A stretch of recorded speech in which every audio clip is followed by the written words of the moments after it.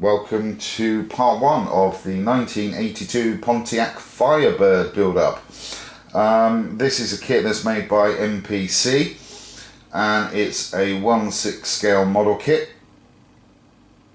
Not really sure how what the quality of this kit is going to be like, to be quite honest, because I've done several MPC kits before in the past and they've all been a bit dodgy, to be fair, so I'm expecting this one to be a bit dodgy too.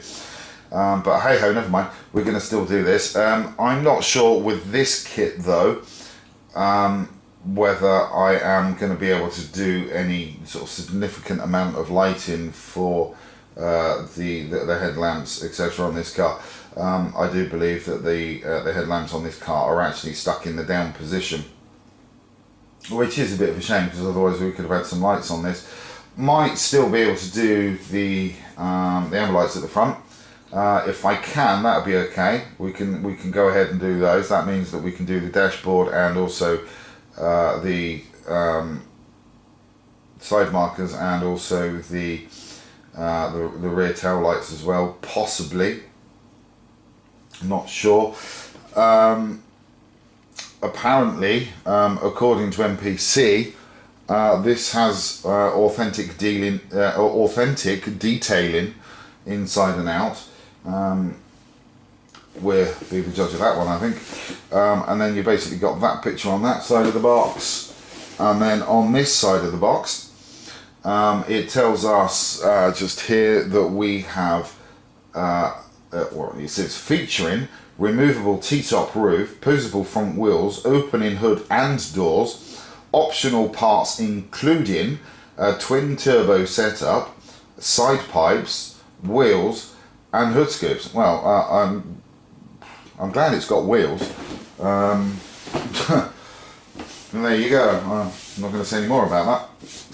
And on the bottom of the box you've just basically got a parts overview of it, really, to be quite honest, and that is about it. So without further ado, let's get into the box. First thing that you're greeted with is a big bit of cardboard for some reason. We've also got one bag of chrome parts in there. So we've got two different types of wheels. I suppose these are the kind of Night Rider wheels, and then you've got the different type of wheels. I think, to be quite honest, I would use these wheels rather than those. You know, I don't want this looking like Night Rider, to be quite honest. It's a good TV program. You know, I did like Night Rider, but you know, I don't really want it looking anything like kit at all. For some reason, they give you a chrome fan. I have no idea why, but they do, which is a bit weird. And I think there's a few other bits of chrome in there that wouldn't have normally been chrome on the car, but there you go. The overall quality of it, to be quite honest, looking through the bag, again, as you know, I never really get the chrome stuff out of the bag. But looking at the overall quality of it, it kind of looks okay. I think on some pieces there are a bit of flashing, but it doesn't look too bad.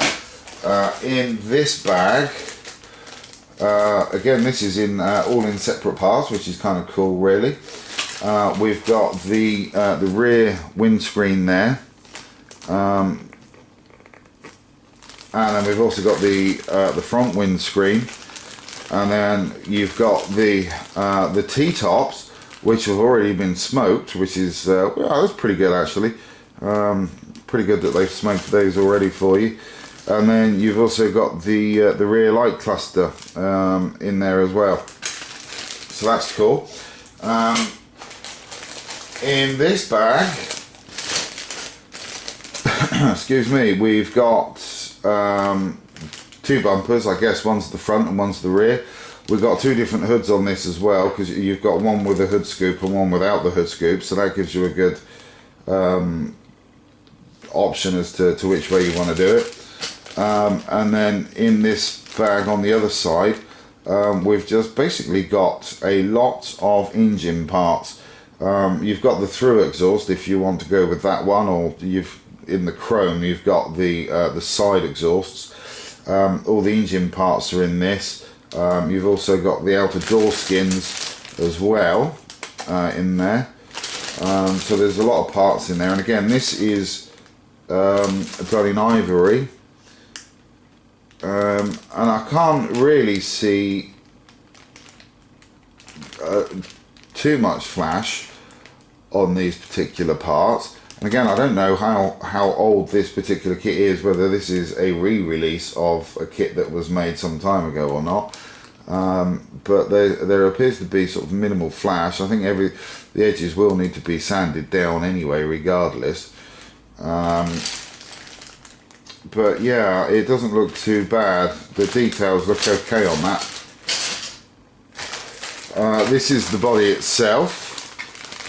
And what they've basically done there is they've quite cleverly actually stuck a semi-door in there, really, with a big remove sticker on it, and I guess that's there just to help hold everything together.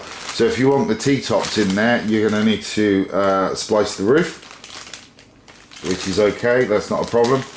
Then I've got big chunks of plastic in there telling us to remove. The bottom of the chassis, from what I can see, looks okay. Can't see any issues with that. Not really a lot of flash. The details on it, again, quite good. The interior tub, again, there's a lot of detail in there, and I can't actually see any sort of mold injection pin marks in there or anything, so that's quite good. So you'll be able to do a good job of detailing the back end of the car, or sorry, the interior of the car. Then we come to other parts. So we've got more engine parts in here. I'm not sure what that part would be for, though. That's a bit of a weird part there to have hanging about. And we've got the door interiors, or sorry, the door interiors, the interior side of the door, so the door card, if you want to call it that, really. That's pretty much, well, got a lot of detail on it too, which is good. You've also got the radiator in there, you've also got the fan housing in there, pulley systems, you've got the seats. Again, not really seeing a lot of flash on this. Then you've also got the dashboard there as well, which is good. That's got a lot of detail on it. Yeah, so that looks good. That's quite textured as well, actually. So yeah, that is looking quite good, actually, to be fair. And the seats look alright as well. Can't see any problems with those. Wing mirrors have got some flashing on them, just there. I'm not sure whether you're going to be able to see the flashing on those, but it's just around the outsides. They've got just minimal, easy to fix, not a problem. You've also got a center console there. There's quite a few loose parts in this bag as well, so they've fallen off the sprues already during transportation, but you've got the center console there as well, which is quite good. So yeah, this actually, to be quite honest, looks as though it could be a really good build. Looks as though you can be able to really detail the inside as well with flocking and stuff like that, and get that looking really, really good. And then we've got a bag of tyres. Yep, these are actually quite soft. Looking at the tyres as well, there is no mould lines on these, which is good. Do they have any writing on them? Yes, they do. They've got the Goodyear symbol on them. So that'd be quite cool. If you've got a little gel pen or something like that, you can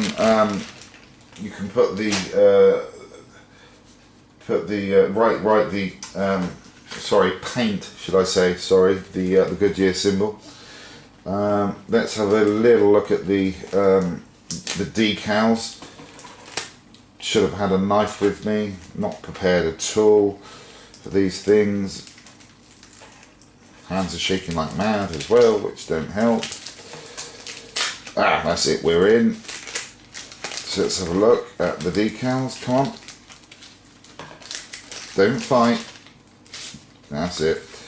Right, so let's get that off. Right, okay, so here we go. So yeah, you've got the Trans Am decals in there in various different guises. There are no decals for the speedos, cluster gauges, etc., which is a shame. Not really too fond of those decals, actually, to be quite honest. I've got to say, I think they are a bit of a letdown. I think they could have done better with the decals. They could have actually supplied decals for the speedos, etc. You know, that's a bit of a cheap way out of doing it. Yeah, I'm not impressed by the decals at all. I mean, they're cut nice and neat, to be quite honest. The DPI rating on these must have been pretty good, because the actual decal quality itself is good, I'll give them that. The decals are also cut very close. There's no sort of clear lip on those at all whatsoever. So again, from that point of view, really, really good. But for the type of decals that they supplied, I'm sorry, but pretty rubbish, to be fair. They could have done at least 1,000,000% better than that. So we then go on to the to the manual. Oh, so yeah, looking at the decals, sorry, because there's no instrument clusters in there, it doesn't look as though we're going to be able to light them up, which is a shame.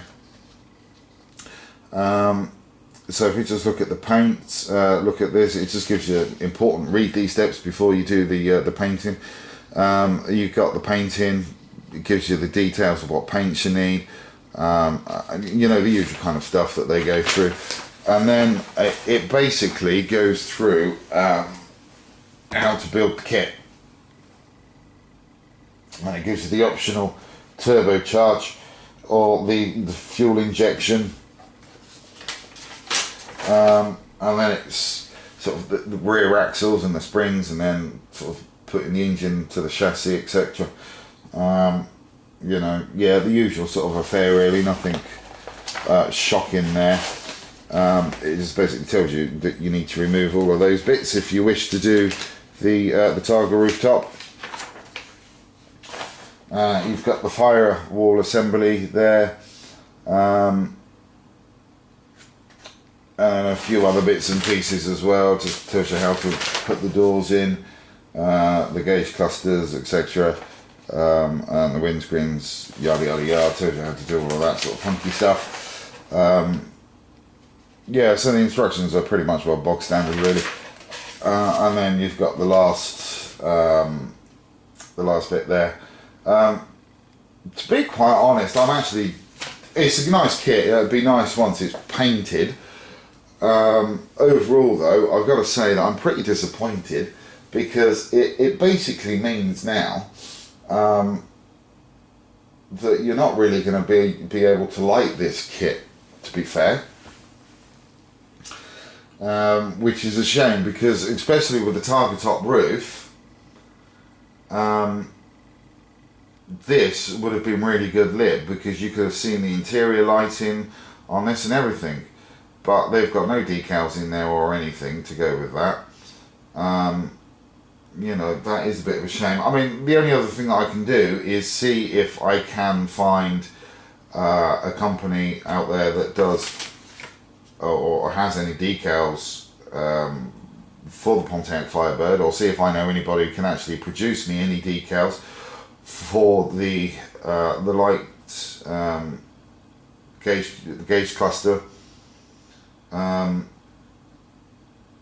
you know, then that way we might be able to light it, because it would be a shame not to have some form of lighting in this kit, because you're going to be able to see a lot of detail that you otherwise wouldn't be able to in the other builds. I mean, with the Camaro, yes, you can, you know, the 1/12 scale Camaro that I've done, and the 1/12 Mustang, you know, you can see a lot of lighting in that, you know, or you can see the instrument gauges in that car. You can't see them very well, but you can see that they're there, and you can see that they're lit. In a car like this, where you can effectively have the roof off, it'd be fantastic to have those that instrument cluster lit up.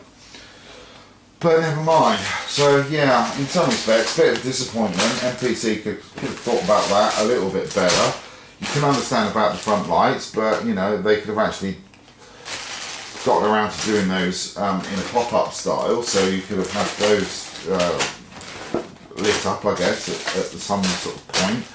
But hey ho, never mind. Yeah, so overall a slight disappointment, really, to be quite honest. But I mean, again, you know, you don't have to like all the kits, I suppose, and I guess once that's completed, it'll look good. Not sure on the body colour yet, to be quite honest. I won't be going with the black, that's for sure. Yeah, I'm not really too sure about what colour I'm going to go for on this one. It might be the black, I don't know actually, to be quite honest. I have no idea at the moment. But there we go. So anyway, that's that build. I will come back to you in part 2, where hopefully I would have had or decided on what colour I'm going to paint this thing. So until then, thanks for watching guys, and please do take care.